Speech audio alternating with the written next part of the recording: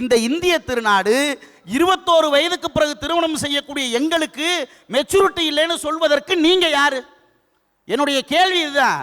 இதுல அவர் ஒரு பத்திரிகையை வாச்சாரு, நடுவர் கூட அந்த பாட்டை பாடினாரு.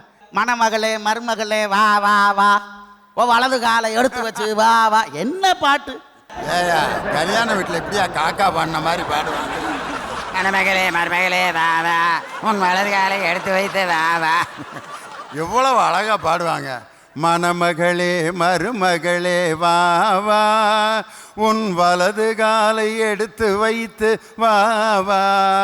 இப்படி பாடுவாங்களா? மணமகளே மருமகளே வா வா. இது என்னமோ சொல்லி கூப்பிடுற மாதிரிலையா இருக்கு. சார், நான் ஒரே ஒரு வாழ்க்கைக்கு, நீங்களா எங்களுக்கு கல்யாணம் பண்ணி வச்சா எல்லார் வீட்டில் இன்னைக்கு நிறைய பெற்றவங்க இங்கே இருக்கீங்க, உங்க பிள்ளைகள்லாம் என்ன பதில் சொல்லியிருப்பாங்க? மாமியா மருமக சண்டை வந்தா மையன் என்ன சொல்லுவேன்? நானா கட்டினேன், நீ தானே பார்த்து வச்ச, நீயே அனுபவி. முடிந்த வரைக்கும் பொறுப்பை தட்டி கழிக்கிறதுக்கு பிள்ளைங்க ரெடியாக இருப்பாங்க. நீங்கள் யோசித்து பாருங்கள், நாங்களே தேர்ந்தெடுக்கிற திருமணத்திலே வெற்றி பெற வேண்டும் என்கிற கட்டாயம் எங்களுக்கு இருக்கிறது. அதிலே விடாமுயற்சி இருக்கிறது, தன்னம்பிக்கை இருக்கிறது, நாங்கள் போராட வேண்டிய குணம் எங்களுக்கு இருக்கிறது. அதிலே நாங்கள் நிச்சயம் வெற்றி பெறுவோம் என்கிற நம்பிக்கை எங்களுக்கு தருதா இல்லையா?